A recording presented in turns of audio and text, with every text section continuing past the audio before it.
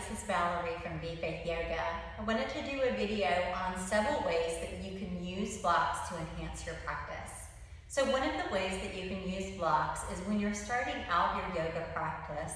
Many practices start with you sitting on the ground and you are either centering or warming up. And for some people that doesn't quite feel very good on their knees.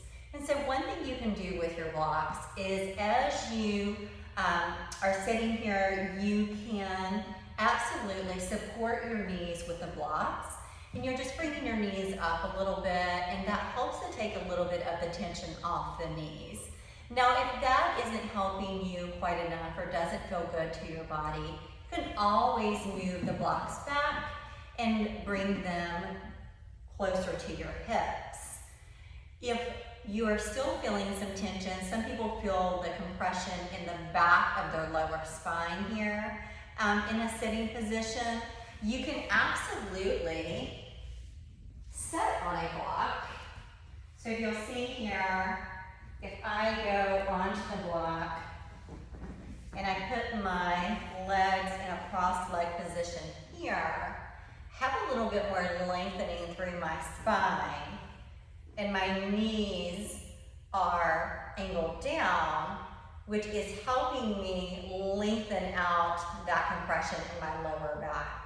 So for some people, that's a more comfortable seated position and a good utilization for the blocks. Another thing that you can do here is if you still are having some of that tweaking in your knees there, you can just bring your legs out and you can bring blocks under your knees like this, just supporting those knees that way. So that is a few ways that you can use blocks when you're coming into that warming up or you're sitting on your mat. Another way that you can use blocks, which is one of my favorites, is to bring the mat up to you. And so let's say, for example, that the cue is to go into forward fold. And so forward fold, we have our arms up here, we're lengthening our spine on the inhale. On the exhale, we're folding forward. And it doesn't feel so great to our body to come all the way down to the mat. So this is where our blocks can come in handy. So we can just come down to our blocks, inhale up, exhale, folding forward, coming onto those blocks, and we're still getting the benefit of the practice. From here, we can inhale, lengthen, nice flat back. Exhale, release down. So you can see that I'm still folding forward. I'm just bringing the mat up to me using the blocks. Now from here, we can also go down into down dog on our blocks. So you can reposition them, put your hands on the blocks here, and then step your feet back to that down dog position.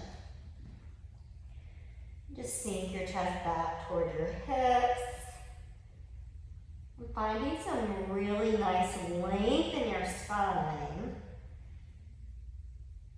If you have that floor closer to you. Another way to use your blocks is to help you balance. So from here, we'll inhale our right toes up into the sky, point our toes. Exhale, our right foot comes in between our hands. And we're going to drop our back knee, drop our back toes. So from here, I'm now going to use my blocks here to balance my body coming into a nice straight line. Inhale, my arms up. Exhale, my arms down.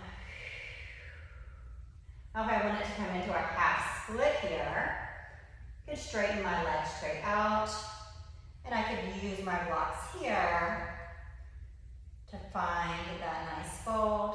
Inhale, lengthen. Exhale, release down, releasing my chest over my thigh. Again, inhale, lengthen. Exhale, release.